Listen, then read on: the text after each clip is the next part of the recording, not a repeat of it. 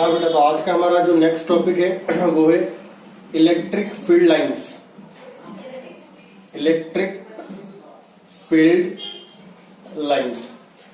अब जैसा कि हम इलेक्ट्रिक फील्ड के बारे में बात करें कि जो इलेक्ट्रिक फील्ड होती है बेटा वो हमें विजिबल नहीं होती, इनविजिबल एक पैटर्न होता है जो हमें विजिबल नहीं होता। ठीक है, अब अगर इलेक्ट्रिक फील्ड मुझे विजिबल नहीं, हाँ, तो एक इनविजिबल पैटर्न होता है बेटा। उस इनविजिबल पैटर्न को समझने के लिए हम एक ग्राफिकल या पिक्टोरियल एक प्रेजेंटेशन लेते हैं, उसी को हम क्या बोलते हैं, इलेक्ट्रिक फील्ड लाइंस बोलते हैं। तो electric field lines electric field को एक्सप्लेन करने के लिए एक फिनोमिना होता है, और वो क्या डिफाइन करता है समझे। सपोज करो कि एक पर्टिकुलर रीजन में इलेक्ट्रिक फील्ड है। अब वो इलेक्ट्रिक फील्ड हमें दिखाई तो दे नहीं रही है। अगर वो दिखाई नहीं दे रही है तो उसको समझने के लिए मुझे क्या करना पड़ेगा, एक रिप्रेजेंटेशन करना पड़ेगा। ठीक है, उस रिप्रेजेंटेशन को हमने इलेक्ट्रिक फील्ड लाइंस बोला। लाइंस क्यों बोला, क्योंकि हम उनको लाइंस के थ्रू रिप्रेजेंट करते हैं। डेफिनेशन क्या होती है कि अगर मैं इलेक्ट्रिक फील्ड के अंदर किसी भी एक टेस्ट चार्ज को मोशन करने के लिए फ्रीली छोड़ देता हूं, तो जिस पाथ को फॉलो करता है वही पाथ क्या होता है बेटा, इलेक्ट्रिक फील्ड लाइंस होती है। Electric field lines is the locus of charge when moved to free in electric field. Electric field lines is the locus of charge particle when it is free to move in electric field. ठीक है, ये इसकी definition बन गई। अब electric field lines की properties क्या होती है। सबसे पहली प्रॉपर्टी, अगर मैं एक आइसोलेटेड पॉजिटिव चार्ज ले रहा हूं तो for isolated positive charge electric field lines is radially outward. Electric field lines कैसी होती है बेटा, रेडियली आउटवर्ड होती है।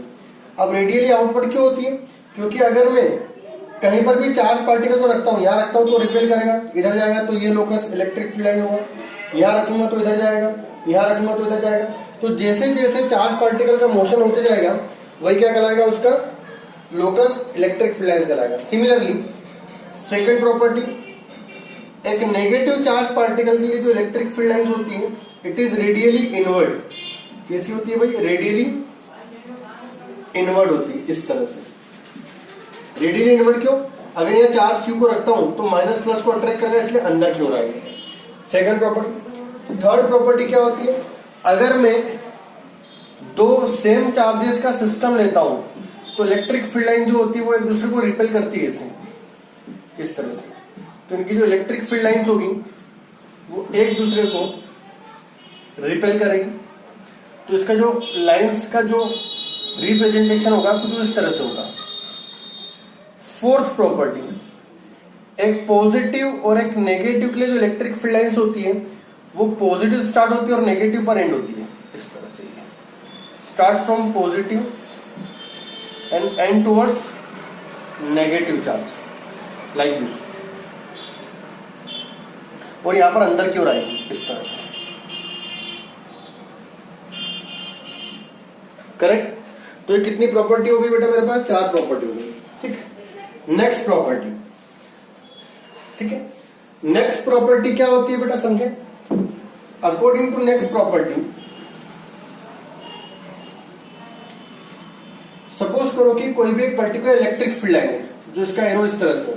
ठीक है, इस इलेक्ट्रिक फील्ड लाइन के किसी भी पर्टिकुलर पॉइंट पर मैं अगर एक टेंजेंट ड्रॉ करता हूं, टेंजेंट मतलब एक ऐसी लाइन जो इस पॉइंट को टच करके जाती है, इंटरसेक्ट नहीं होना चाहिए।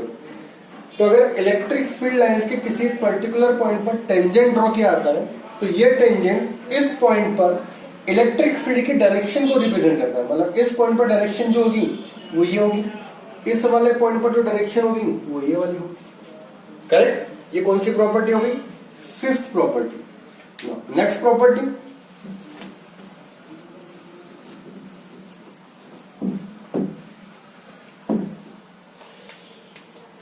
two field lines can never intersect each other.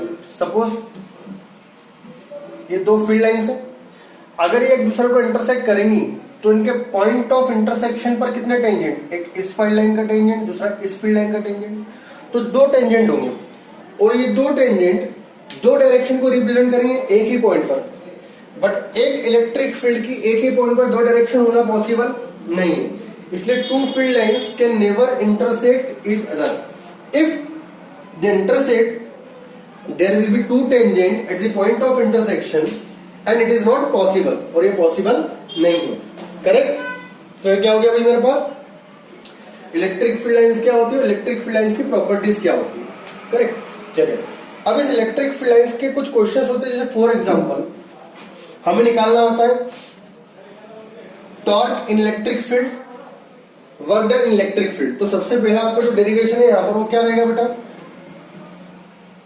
Torque on dipole.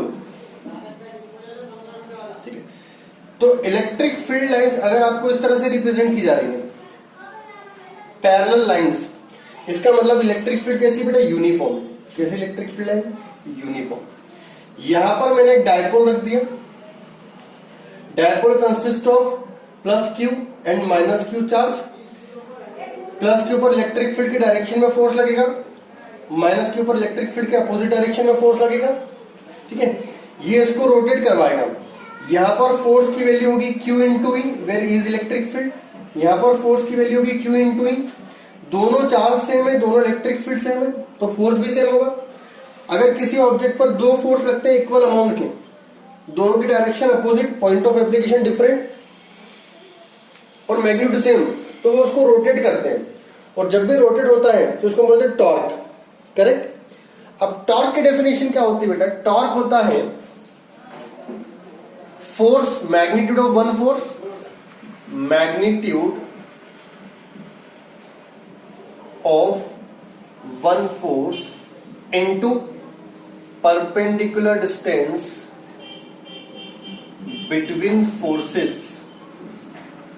तो कोई सी भी एक फोर्स का मैग्नीट्यूड कितना हो गया, Q इंटू ई, इंटू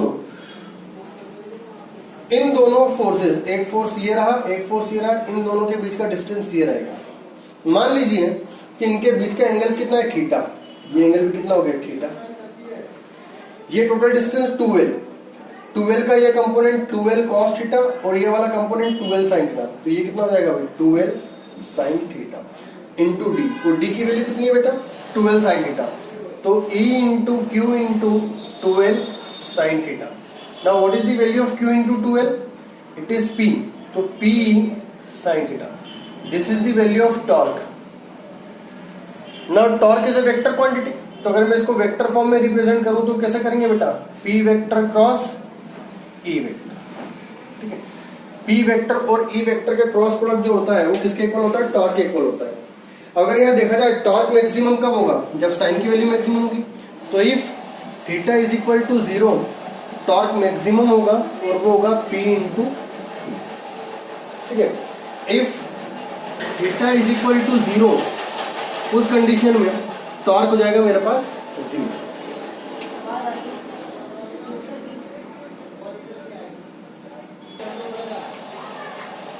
ठीक है, तो ये क्या हो गया बेटा मेरे पास, टॉर्क। अब इसी तरह से हमें क्या निकालना होता है, work done in rotating a dipole in electric field.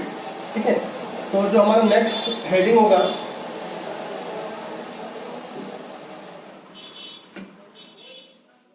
हाँ, तो मुझे वर्क डन निकालना है बेटा इस डेरिवेशन में। तो वर्क डन निकालने के लिए फिर से मैंने डायपोल को यहाँ पर रख दिया इस तरह से, और दो फोर्सेस QE लगेंगे थीटा एंगल पर। अगर देखा जाए तो वर्क डन कितना होगा स्मॉल डिस्प्लेस करने के लिए, तो work done to displace dipole d theta. तो वर्क होता है टॉर्क इनटू डिस्प्लेसमेंट। टॉर्क मेरा टाउ है और डिस्प्लेसमेंट डी थीटा है। टॉर्क का वैल्यू होता है P sin theta into d theta. P constant बाहर आ गया, sin थीटा, sin थीटा का इंटीग्रेशन होता है माइनस cos थीटा, माइनस बाहर आ गया cos थीटा। अब मुझे इसको रोटेट कहां से क्या करना है, थीटा 1 से थीटा 2। तो थीटा 1 से थीटा 2 लिमिट पुट कर दिया मैंने। करेक्ट, माइनस अंदर भेजेंगे तो मेरा जो वर्क डन हो जाएगा वो इतना हो जाएगा। अब इसी क्वेश्चन में एक सिंपल सा टॉपिक और पूछा जाता है, वो होता क्या होता है बेटा, पोटेंशियल एनर्जी ऑफ डायपोल।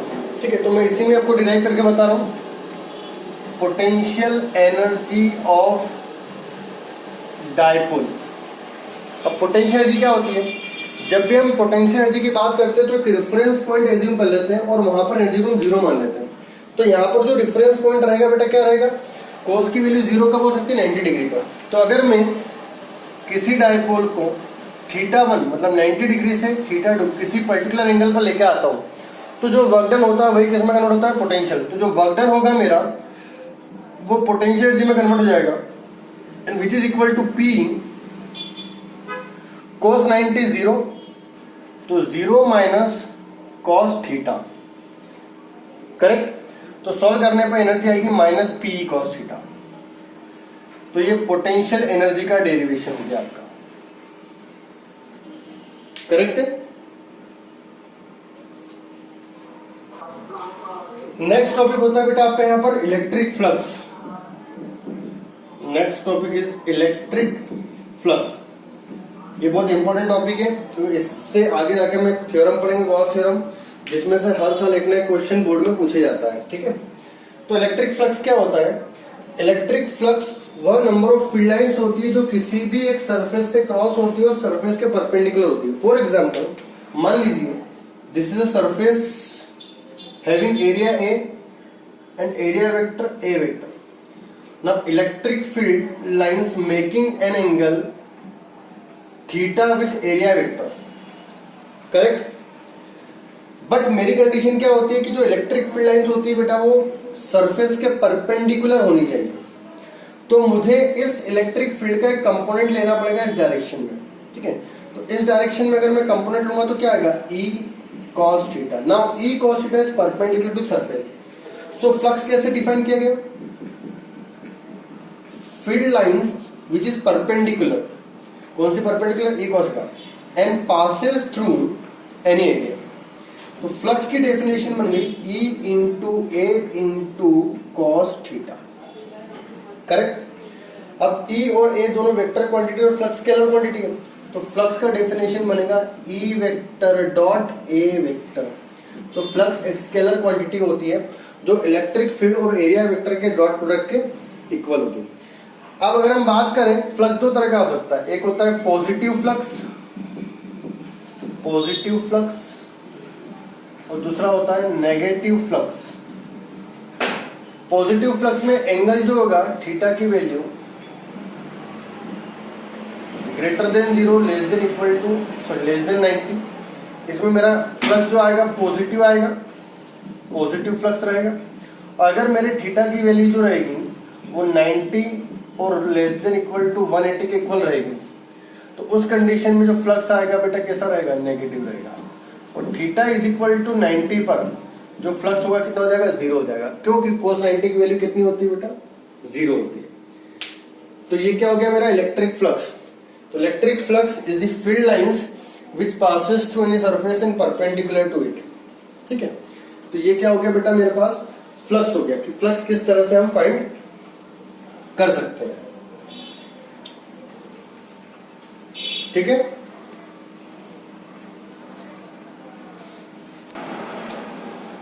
अगला टॉपिक होता है बेटा आपका यहाँ पर Gauss law.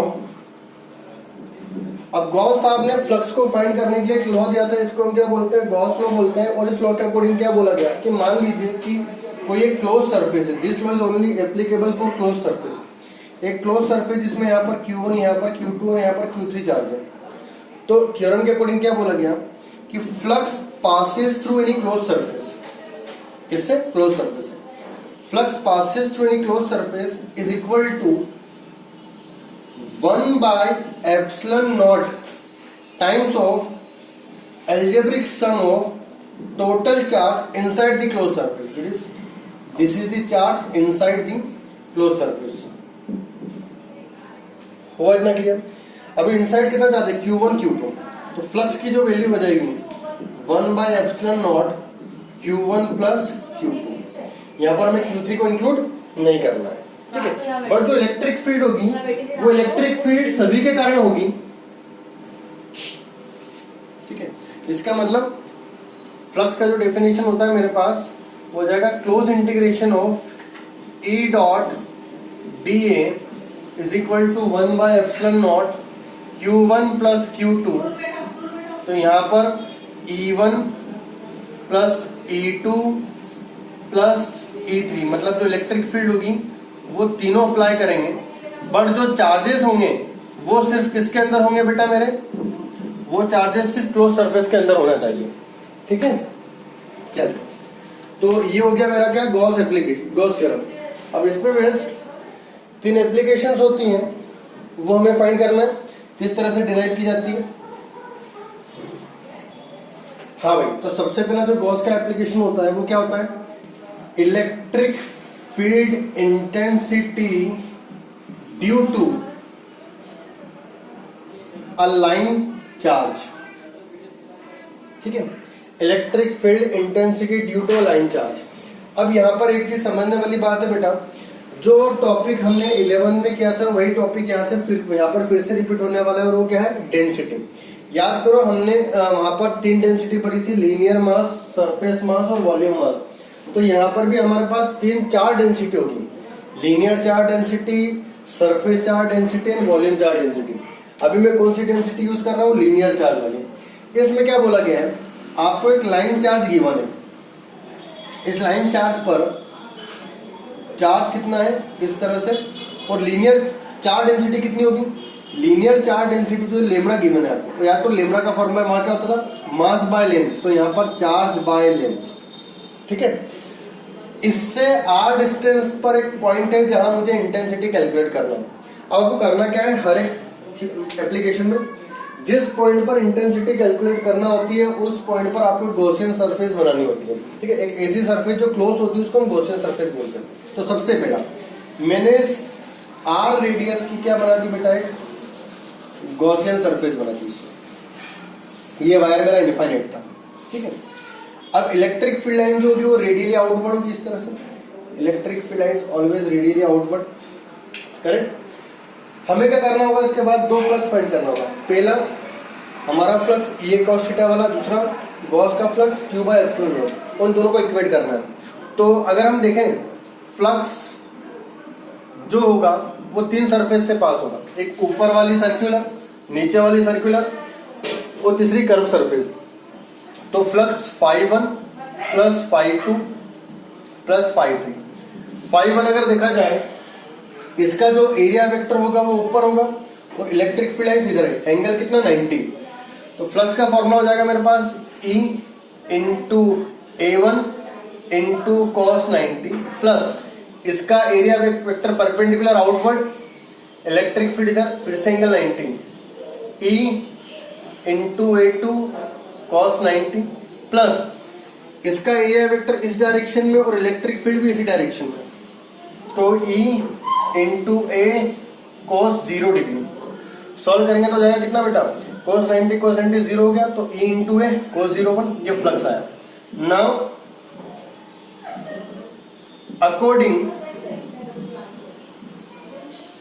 To Gauss theorem के अगर हम देखें तो फ्लक्स क्या होता है? Q बाय एप्सिलॉन नॉट, दोनों को इक्वेट कर देंगे तो E A is equal to Q by epsilon nought. अब बेटा ये जो A है वो कौन सा एरिया था? कर्व सरफेस एरिया होता है 2 पाई आर एल, जहां L क्या होगा? इस सिलेंडर की लेंथ। ठीक है, दोनों को अगर हम इक्वेट करेंगे तो यहां पर E into 2 pi R L is equal to Q by epsilon naught. तो E की वैल्यू हो जाएगी Q by 2 pi R epsilon naught into L. What is Q by L? Q by L is lambda, तो formula बन जाएगा lambda by 2 pi epsilon naught into R. ये मेरे पास क्या हो जाएगा बेटा? Electric field intensity. अब ये जो फील्ड इंटेंसिटी है वो इनवर्सली प्रोपोर्शनल टू आर है, मतलब डिक्रीज होगी। तो अगर हम इसका ग्राफ बनाएं तो इसका ग्राफ जो होगा कुछ इस तरह से बनेगा, E वर्सेस आर, और इलेक्ट्रिक फील्ड इंटेंसिटी क्या होगी बेटा? डिक्रीज होगी, 0 पर इनफाइनाइट होगी और इनफाइनाइट पर 0 हो जाएगी, इस तरह से टच नहीं करेगी दोनों एक्सिस पर। ठीक है, बट डिक्रीज होगी।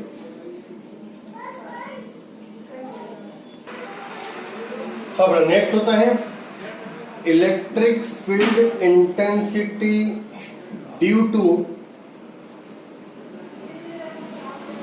Plane sheet. ठीक है, तो इसमें क्या होगा? मेरे पास एक प्लेन शीट होगा इस तरह से, इस पर पॉजिटिव चार्ज इस तरह से यूनिफॉर्मली डिस्ट्रीब्यूट किया हुआ है।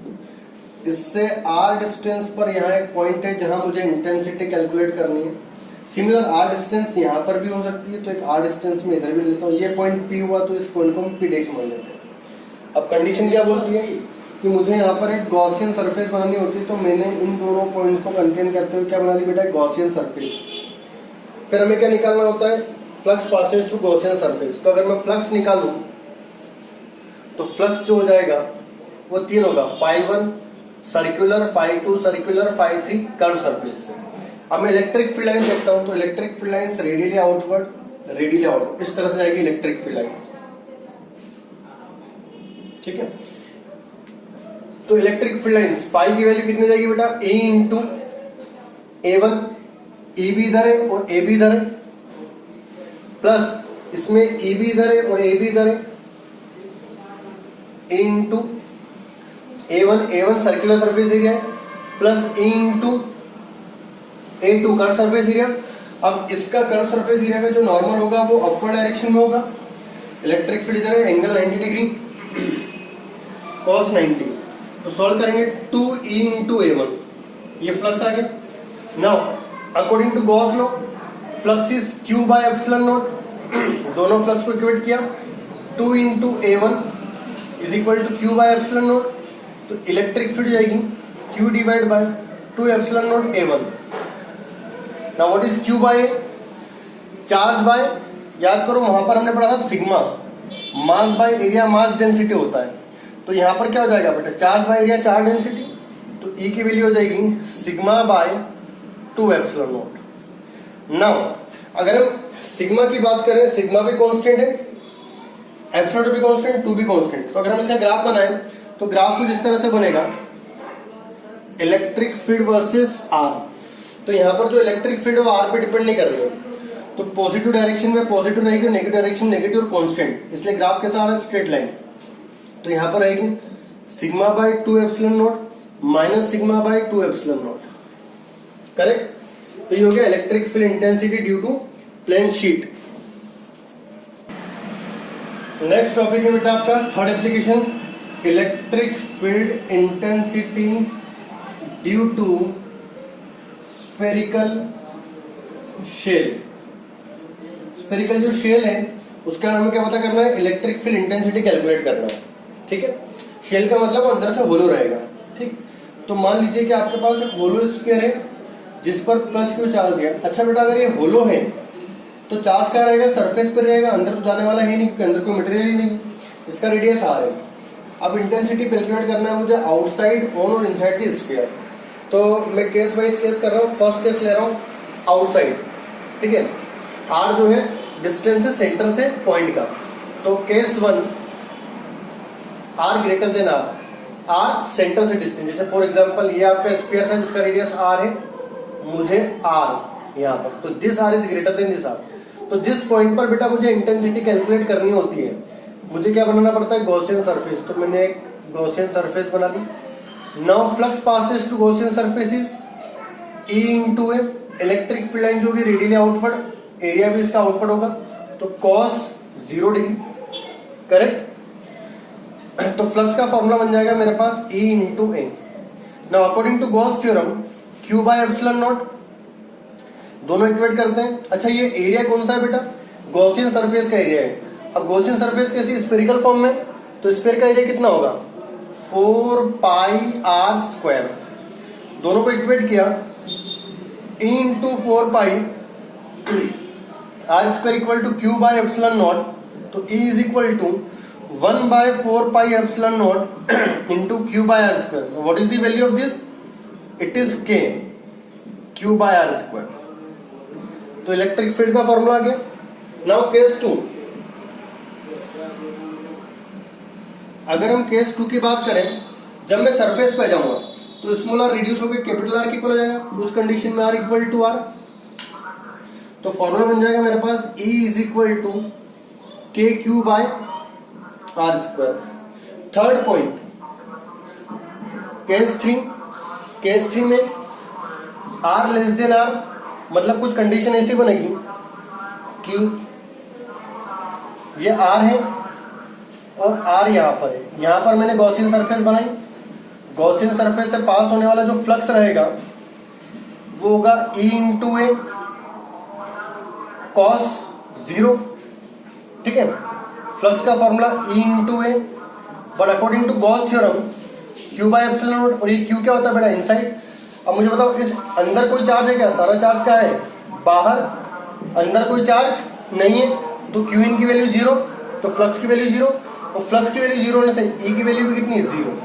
मतलब हमेशा स्फेरिकल सरफेस के अंदर या किसी भी कंडक्टर के अंदर इंटेंसिटी कितनी होती है, 0 होती है। जितनी भी इंटेंसिटी होगी बेटा कहाँ होगी, आउटसाइड होगी और सरफेस पर होगी। अगर इसका हम डायग्राम बनाएं तो कैसा बनेगा, E वर्सेस R, तो 0 से लेकर R तक कोई इंटेंसिटी नहीं थी, मतलब 0 थी। जैसे R के बाहर जाते हैं इंटेंसिटी डिक्रीज होती है, तो इंटेंसिटी डिक्रीज हो रही है, करेक्ट। तो ये इसका ग्राफ होगा, करिए नोट। हाँ, तो नेक्स्ट फोर्थ एप्लीकेशन है बेटा, electric field intensity due to solid sphere. Sphere कैसा है, नॉन कंडक्टिंग है, ठीक है। तो इस तरह का स्फीयर है, रेडियस r है और नॉन कंडक्टिंग है। इसका मतलब बेटा चार्ज जो है अंदर भी रहेगा क्योंकि सॉलिड भी है। नॉन कंडक्टिंग मतलब ये रिपेल नहीं कर पाएगा, दूर नहीं जा पाएगा, कंडक्टिंग नहीं है तो ये मोशन नहीं कर पाएगा, ठीक है। तो फिर से r greater than r, r equal to r और लेस देन r। तो यहाँ पर अगर हम देखें तो चार्ज मैं इसी को एडिट कर देता हूँ, ठीक है। तो अगर देखा जाए तो कंडीशन तो सेम बनेगी, आउटसाइड पॉइंट पे गॉसियन सरफेस बनेंगे, फ्लक्स सेम आएगा, गॉस एप्लीकेशन सेम आएगी, यहाँ तक कोई चेंज होने वाला नहीं है, यहाँ तक सेम रहेगा, इसमें कोई प्रॉब्लम वाली बात नहीं होगी, ठीक है। केस 2 की बात करें, केस 2 पर इंटेंसिटी सेम रहेगी, यहाँ तक भी कोई प्रॉब्लम वाली बात नहीं है। अगर हम अंदर बात करें तो बेटा अंदर थोड़ा सा माइनर सा चेंज आने वाला है। अब वो चेंज कैसा आने वाला है समझे।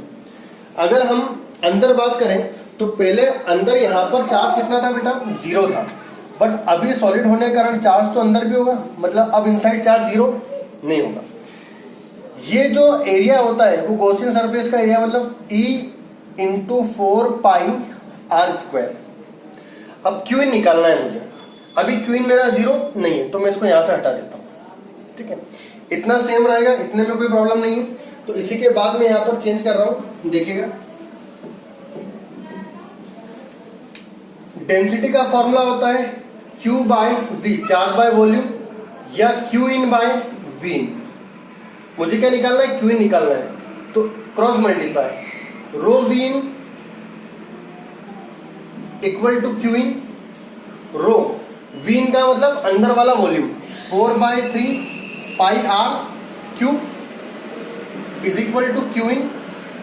ये वैल्यू पुट करते हैं, अगर हम फ्लक्स निकालें तो फ्लक्स हो जाएगा Q in by epsilon naught, Q in की value rho 4/3 pi R cube.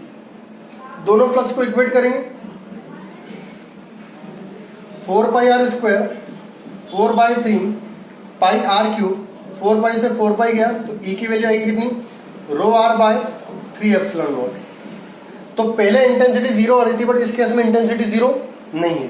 तो इसका ग्राफ कैसा बनेगा बेटा, सिंपल सा है, इसमें इंटेंसिटी 0 नहीं रहेगी, तो E और R का जो ग्राफ होगा, अंदर intensity directly proportional straight line, और कब तक, R इक्वल टू R तक, और बाहर इंटेंसिटी जो रहेगी वो हमारा फॉर्मूला क्या आया था, R स्क्वायर के इनवर्सली प्रोपोर्शनल। तो यहाँ इंटेंसिटी इस तरह से रहेगी, करेक्ट। तो ये क्या हो गया आपकी गॉस एप्लीकेशन। तो ये चैप्टर जो है वो 99% हो चुका है, खत्म हो चुका है। अब इसके सिर्फ न्यूमेरिकल ऐसा है, और एक दो डेरिवेशन न्यूमेरिकल्स में आएंगे तब हम उसको वहीं समझेंगे, ठीक है। चलिए।